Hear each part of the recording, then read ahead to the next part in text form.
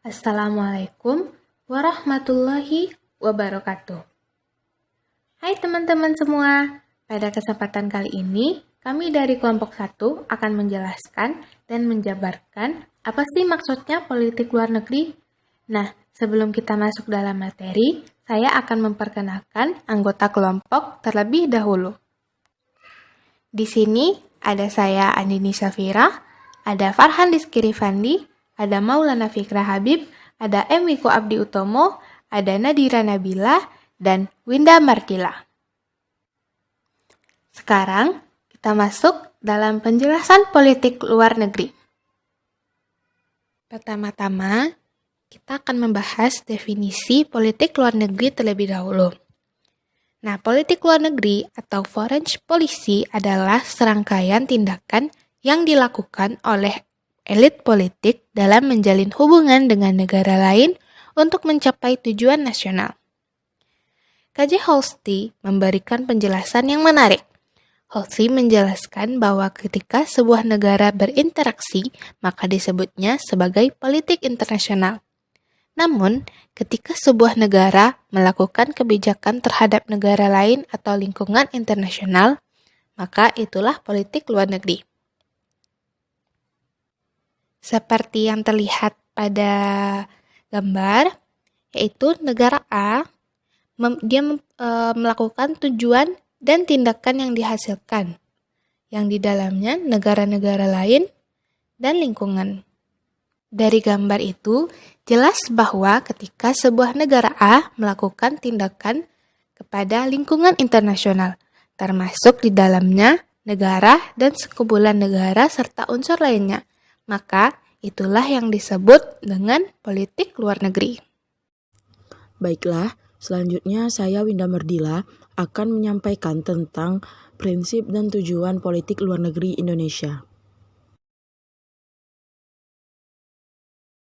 Prinsip politik luar negeri Indonesia adalah bebas aktif, di mana politik luar negeri ini bebas menentukan sikap dan kebijaksanaan terhadap permasalahan internasional dan tidak mengikatkan diri pada satu kekuatan dunia, serta secara aktif memberikan sumbangan baik dalam bentuk pemikiran maupun partisipasi aktif dalam menyelesaikan konflik, sengketa, dan permasalahan dunia lainnya demi terwujudnya ketertiban dunia yang berdasarkan kemerdekaan, perdamaian abadi, dan keadilan sosial.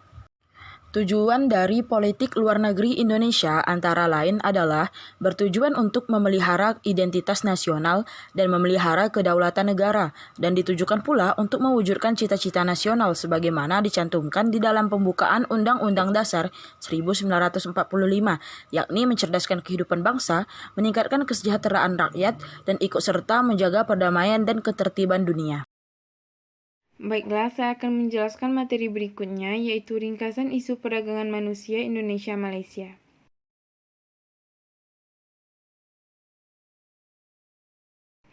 Isu perdagangan manusia baru berkembang menjadi isu global sekitar 2 dasawarsa terakhir, yaitu seiring berakhirnya era Perang Dingin dan menguatnya kecenderungan globalisasi.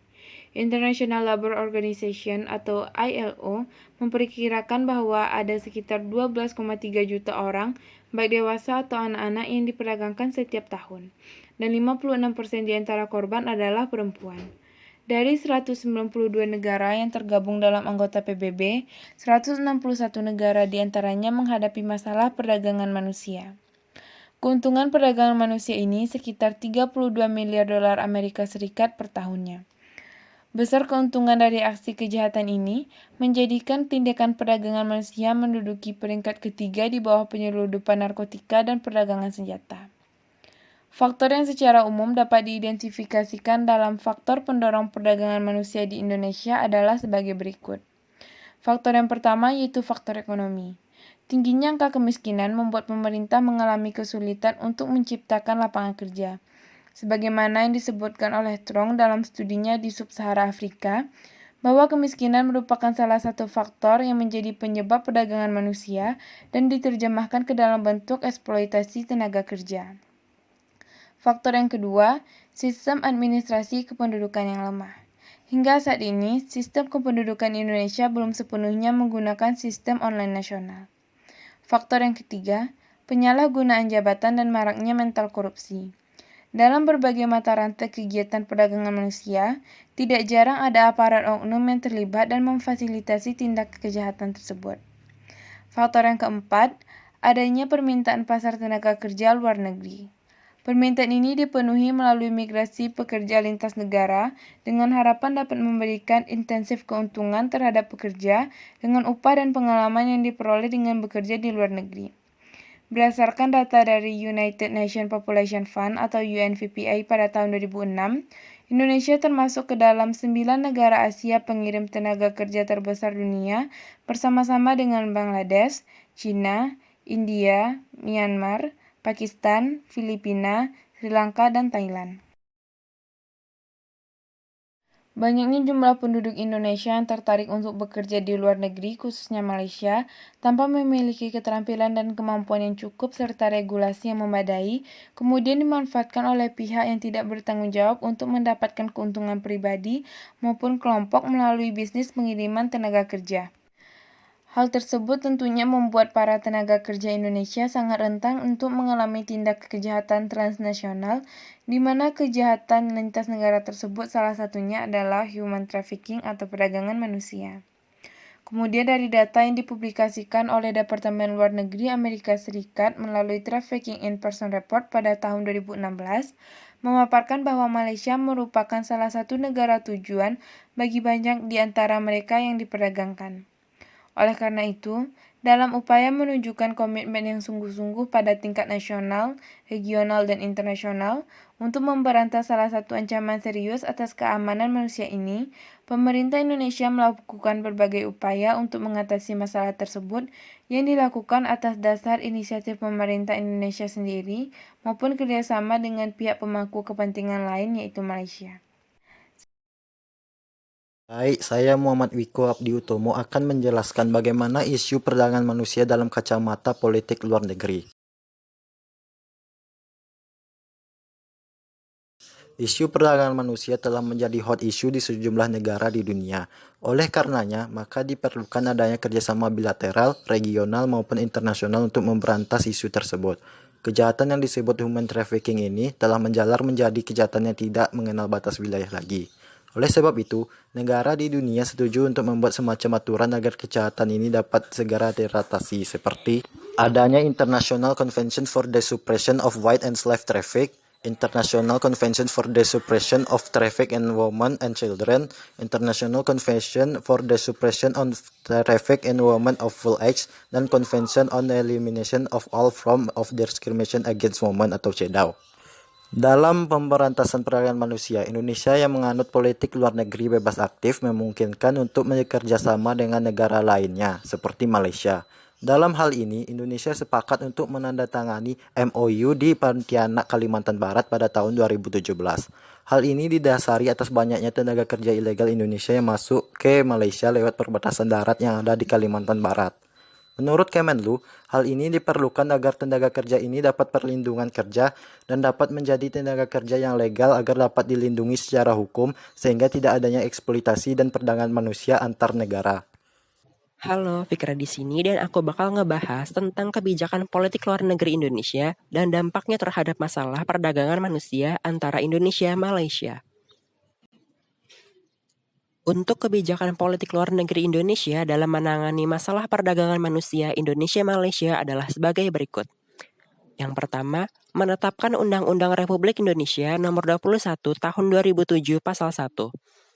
Ditetapkannya Undang-Undang Pemberantasan Tindak Pidana Perdagangan Orang atau PPTPO merupakan salah satu bagian dari politik luar negeri Indonesia dalam upayanya menangani kasus perdagangan manusia.